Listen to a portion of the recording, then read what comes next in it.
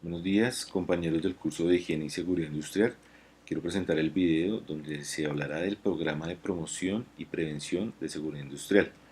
Primero, para ponerlos en contexto, el cargo del cual vamos a hablar es el que tiene que ver con los cajeros de un banco.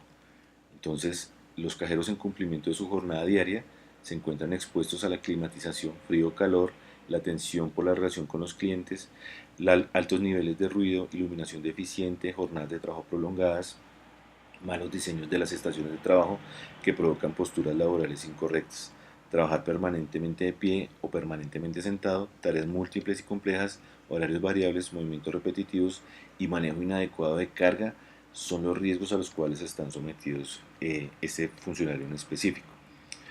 ¿Cuál es el riesgo que voy a revisar a continuación? Es el riesgo biomecánico. A pesar de que existen otros riesgos que son importantes, el seleccionado es el biomecánico, que tiene que ver a todos aquellos elementos externos que actúan sobre una persona que realiza una actividad específica. El objeto de estudio de la biomecánica tiene que ver en cómo se afecta a un trabajador por las fuerzas, posturas y movimientos a las cuales se ve sometido mientras realiza su trabajo. ¿Cuáles son esos agentes que generan riesgo? ¿Cuáles son esos factores que influyen en que el cajero de una oficina de un banco tenga algún tipo de riesgo al momento de ejecutar su trabajo? Uno es la fuerza, es cuando aplica más fuerza de la que es capaz y eso puede generar riesgos de salud. Todo lo que tiene que ver con la postura. En cualquier actividad que se realice debe observarse la postura que tiene el cuerpo, debido a que una mala posición corporal puede traer como consecuencia dolencias musculares, incluso desviaciones que deriven en molestias a largo plazo. Los movimientos. Los movimientos repetitivos que deben hacerse al momento de ejecutar las tareas. Alzar una caja muy pesada, tener que mover algún tipo de información o de elemento que no que sea de manera repetitiva puede generar riesgos a futuro. Los factores organizacionales son todos aquellos que pueden significar riesgos biomecánicos, como por ejemplo aquellos que tienen que ver con los aspectos organizativos de las labores. No se trata solo de las tareas específicas que realizará el trabajador, sino sobre la cantidad de trabajo y cómo lo realiza y cuánto tiempo invierte para dicha tarea. La carga de trabajo. La carga de trabajo se refiere tanto al esfuerzo físico aplicado como a la cantidad de labores a realizar. La cantidad de trabajo debe estar adaptada a las posibilidades del trabajador y deben evitarse exigencias mayores a las que pueda responder para preservar su salud y promover un buen rendimiento. La duración de la jornada. Cuando la jornada es muy extensa, eso afecta de manera importante al trabajador. Sin embargo, por la naturaleza del trabajo, hay algunos que lo necesitan. Sin embargo, controlar las horas de la labor es fundamental para proteger la salud de los trabajadores. Y factores ambientales que tienen todo que ver con la parte externa a la cual está sometida el trabajador. Un mal ambiente de trabajo pues, puede generar lesiones a futuro. Todo lo que tiene que ver con el espacio de trabajo. Entonces, si la persona trabaja sentada, la altura de la silla debe adaptarse a la del usuario y los pies deben apoyarse en el piso.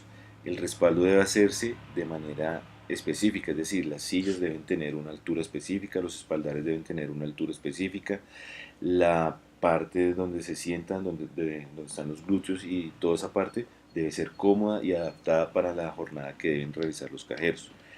La silla debe tener movilidad, digamos por los movimientos repetitivos, el cajero está en un constante movimiento y debe garantizarse que funcione de manera adecuada para evitar que la zona lumbar se vea afectada. Y pues la iluminación que tiene todo que ver con que una iluminación adecuada no canse demasiado a las personas y no genere que tengan que hacer movimientos que les puedan afectar. Ya dentro del programa desarrollado como tal para este caso, pues tenemos que ver primero que la empresa tenga la conciencia de que deben evitarse todos los riesgos a los cuales están sometidos los trabajadores. Lo primero es involucrar a la empresa. La empresa debe tener conciencia de que debe generar un plan de prevención en el cual pues, se eviten y se evalúen todos los riesgos a los cuales están sometidos los trabajadores. Importante que también los trabajadores estén en conciencia y en contacto con todos los temas que se van a trabajar. Es decir, si la empresa está promoviendo un programa de pausas activas, pues el trabajador debe tener la disposición y la voluntad de aplicarlo y de trabajarlo en su sitio de trabajo y en su horario de trabajo. Entonces deben hacerse consultas a los trabajadores sobre cuáles son los riesgos, cuáles son las situaciones que más le generan riesgo.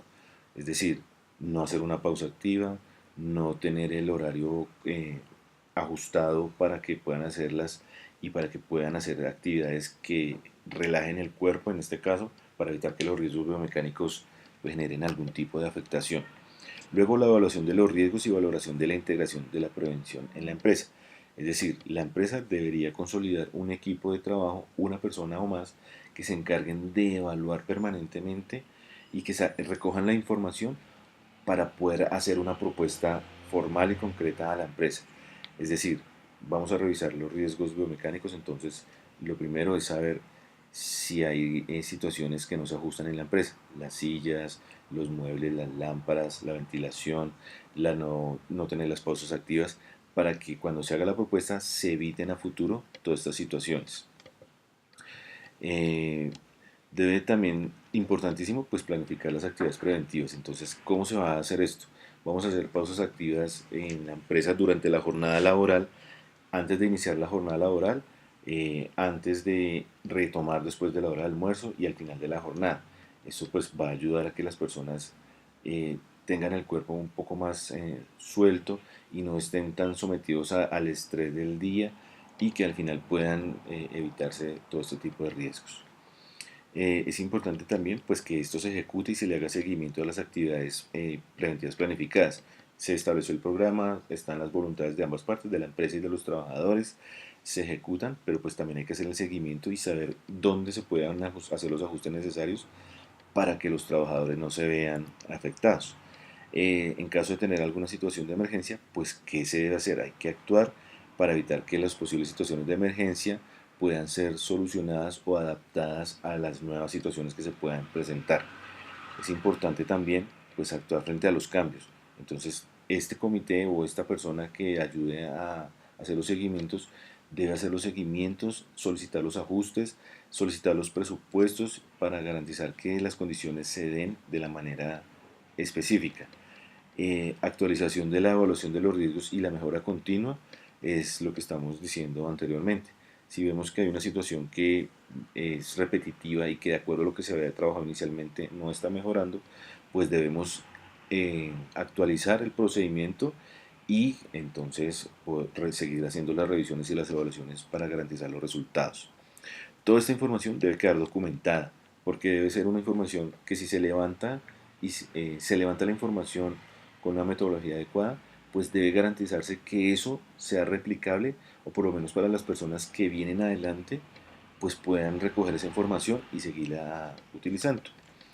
Entonces, para resumir, eh, la política de prevención de riesgos o el plan de prevención de riesgos debe ser iniciada, desarrollada y apoyada activamente por el nivel más alto de la dirección de la empresa. Estar de acuerdo con otras políticas de la organización, tales como la política de calidad, medioambiental, etcétera, para no entrar en conflictos. Comprometer a la organización en el cumplimiento de todos los requisitos preventivos y legales. Definir la mejor manera de cumplir, superar o desarrollar los requisitos de seguridad y salud, asegurando la mejora continua de su actuación, de que el programa funcione. Estar a disposición de las partes interesadas en un formato de fácil comprensión, por ejemplo a través del informe, memoria o exposición anual de la organización. La dirección, al presentar este plan de prevención de riesgos laborales, asume el compromiso de ejercer el liderazgo del proceso y realizar los esfuerzos razonablemente necesarios en los medios materiales y humanos. Para conseguir el objetivo final, la política preventiva ha de traducirse en acciones efectivas que tengan los siguientes principios. La prevención de riesgos laborales constituye un objeto básico y es asumida por la dirección como una responsabilidad directa y prioritaria. Competente específicamente a la dirección, técnicos y encargados de la responsabilidad en el logro de ese objetivo. La prevención de riesgos laborales forma parte de los criterios de gestión. La responsabilidad en materia de prevención de riesgos son inseparables de nuestra actividad y alcanzan a todo el personal. Y como último y lo más importante, todos los accidentes pueden y deben ser evitados en cualquier tipo de trabajo. Básicamente es la información que tenía para compartirles. Muchísimas gracias por la escucha.